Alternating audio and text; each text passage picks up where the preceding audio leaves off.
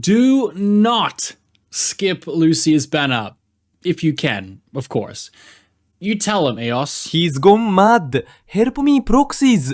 Thanks, Eos. This character and her banner in particular have just so much value to the current and future meta that skipping it will 100%, in my opinion, put your account behind in terms of like just a base level of power across all the teams and agents that you can use her in. And if there ever comes a single Rupture agent down the line that you want to get in the future that gets revealed, you will immediately pretty much regret not investing into her for her comfortability and her powerful buffs that will allow past, present, and future favorites of the Rupture archetype to just shine and complete all content fairly effortlessly.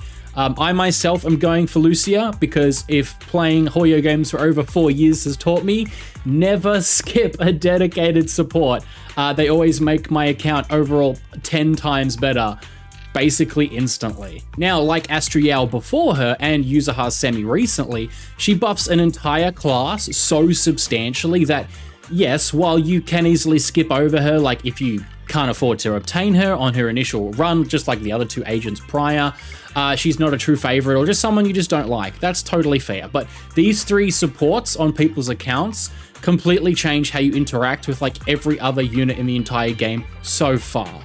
They're just that impactful. So whether it's for meta purposes or just to buff and boost favorite units, if you intend on pursuing the Rupture class, which you absolutely should be eventually, you need to heavily consider summoning for Lucia. With that lead up out the way, proxies, welcome back to the channel. My name is Zeno, and today I want to plant my flag on the hill that if you skip Lucia, for the majority of players who either play this game long term or want to continue playing into 2026 and have like the best options available, it's a choice I think you should definitely reconsider if you're not going to summon for this character. That being said, remember to like, comment, and subscribe, and let's just dive into Lucia, shall we? Now, like all agents in the game, nobody is a must pull, but there is always units that get really close to that line because of just how much they impact a player's account by simply having them. And I truly believe Lucia is definitely one of these characters. That being said, I understand that not everyone has enough polys to summon for Lucia. And if you're like me, maybe you've lost the last several 50-50s in a row and had to spend a little bit of money.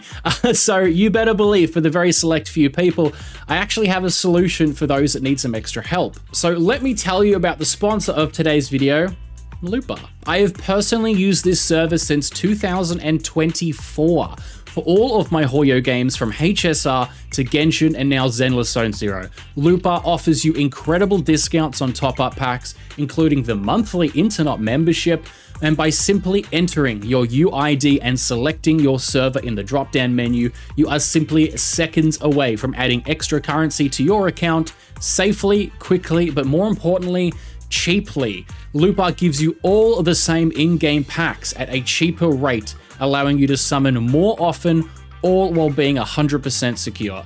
Users that click my link in the description of the video or the pinned comment help support the channel, but more importantly, it allows you to save that money for future agents. So what are you waiting for? If the upcoming banners and characters have something that catch your eye, don't just help me, help yourself with Lupa and get those savings that you deserve. Okay, so Lucia, let's talk about her banner value. I think her banner itself, with Minato and Lucia's Wenjin banner as well, is just so incredibly strong value rise, and it's only actually rising in value now that we know what the 2.4 characters are, more specifically Banyue. Lucia herself has like a ton of potential based on the fact that she has a bunch of buffs. They are ranging from a 5% max HP, 20% damage bonus, 30% crit damage, upwards of 900 sheer force. If you can reach the HP value of like 24,000 HP, which is admittedly extremely difficult actually, and basically impossible without her Wenjin, sadly, but with her Wenjin, she also gets another 25% damage buff and another 15% HP buff. But also, the banner has Minato copies. By the way, Lucia heals, which is also really important. By just summoning on Lucia's banner alone, you're not only getting like the best Rupture agent in the game to pair with any of Ishuan, Jifufu, Minato, Idhari, Banyue when he releases, but like even with some decent luck, you also get Mindscapes of Minato, which is surprisingly very important for people's accounts, so let me explain. Proxies playing in 2.3 will get a free copy of Minato, but like all A rank units, despite him being like decently strong and usable, without Mindscapes and kind of more importantly Lucia to back him up, you are going to struggle to clear high endgame content with him. You can still have fun with him, but to be semi-competitive, it's going to be a struggle without those Mindscapes. Lucia's banner provides you with basically like a full-on meta Rupture team out the gate. Lucia itself is just obviously insanely powerful, and Mindscapes from Minato jump him up from being like just an okay free-to-play Rupture DPS to like a monster at high investments, able to clear like Fire Week content with these. To me, it's basically like killing two birds with one stone. Even if you don't have like a Rupture Agent DPS in already, like in Ish 1, or you're not even maybe interested in getting Idhari or Banyue when he comes out in the next patch after, you can make do with just Minato to like really great success if you pull an extra couple of copies of him on the banner. Then you can, over the months, actually, if you choose to save the in-game shop currency, which I have chosen to do some of that myself, you can get free copies of Minato, which is exactly what I plan to do, for my account anyway. And then you have Lucia on your account for future Rupture agents, which there will 100% be more future Rupture agents as well. Also, her Wenjin banner. Despite myself only recommending summoning on Wenjins for players that have like tons of savings or like a broader overall account built up, or those like willing to like, you know, vertically invest with money, use my loot bar link and I'll send you kisses. Mwah! It gives you the options of Manato's best in slot Wenjin, which as of that we know so far will also be a really strong candidate for Banyue, as well as he is also like a Fire Rupture DPS. So going for Lucia's and Manato's Wenjin, if you can afford to do so, may also net you a very strong free-to-play option for Banyue when he releases in 2.4. For those asking, is it worth building Minato if you want Banyue? We'll have to kind of wait further into the beta and see how it unfolds. My initial expectations and hope, a really good hope, is you can run them together as like a dual or a quick swap DPS in Manato's sake, with Banyue taking like most of the field time, and then maybe you can like quick swap in Minato. However, we might not know all these details, and as such, Lucia's banner might have already disappeared before we get more concrete information on him and his team possibilities. One of the things that we actually talked about on the channel recently was HP inflation and endgame getting harder and receiving just higher health pools for this exact same bosses that you faced in prior patches. One of the main sticking points to me was that Hoyo decided to stop shilling anomaly buffs non-stop, which is a good thing, and started to dive into Rupture and attack agents more, which had parts and a lot of the community in shambles, because like not many people had invested in anything but anomaly units for so long, partly because it's Hoyo's fault for only releasing so many anomaly units just non-stop in their schedule. People need to start taking into account that if they want to compete in the different endgame modes, and which there is another brand new one is releasing very soon, and get like fairly high scores or just challenge themselves and actually have some fun, they need to start diversifying their rosters and all the different types of units that the game provides. Now, Lucia's banner does just that, even ignoring her Wenjin banner, right? Because it does get very expensive and it's very low odds. Just by summoning for her alone, you open up your account to the entire Rupture class, just because of Minato as well.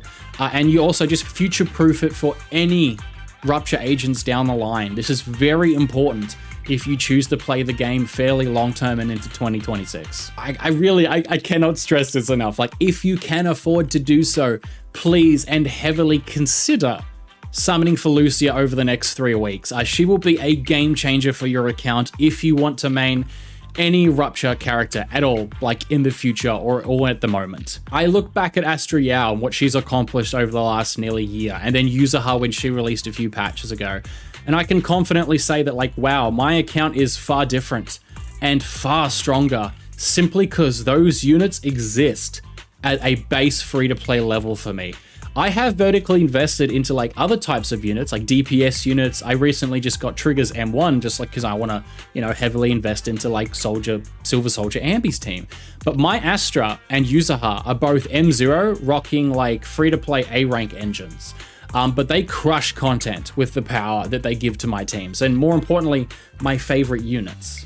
Now, for myself, for Lucia, I may go for her Wenjin, but that would cost me money. So again, thank God I have the Loot Bar sponsor link to back up my purchases, like jokes aside, or at least I will maybe try to go for her Wenjin banner, just depending on how my actual pulls on the agent banner go. Simply because I want to build Minato the best I can because I really like him, and so I want Manato's engine as well, so it's doubly worth it for me personally. And also just I think his gameplay looks sick, so I want him to be the best that he can be. As for other like Rupture style units, I'm skipping Ihari, but I also have an M2 Ishuan because I saved up prior to her release and I skipped Vivian and Hugo's patch. And I might, Jifufu is like an M0, W0, free-to-play Jifufu, right? And so I want that team to also be completely future-proof. And I want Manato's team to be completely future-proof. And if I decide to go for Banyue, because he looks so incredibly cool, if you've seen the gameplay, holy crap, like, I want his team to be future-proof as well. So, again, this is also just not including any other single Rupture unit that will release in the next entire year, the next 12 months. Lucia will be on all of them, on the best in slot option, like no doubt, you have my word. So, with that all being said though, I will stop shilling Lucia. This also just, again, like I said at the start of the video, this doesn't take into the account that if you don't like her, and for some reason you like super hate her, or maybe it's because of the design thing, then of course, like skip over the character. It's completely fine. There will be alternatives that you can use in her teams, but she will be so strong, and that to all the other options that will be available, will sadly kind of pale in comparison to like a really good dedicated support to the entire class of Rupture agents. With that all being said though, I'll leave the video there. So thank you all so much for watching and or listening. Thank you Loot Bar for sponsoring today's video. And yeah, I hope you guys are having a fan-freaking-tastic rest of the day. And as always, my name is Zeno, and you guys take care now. I'm gonna have to go find Eos. I threw him somewhere. Where are you?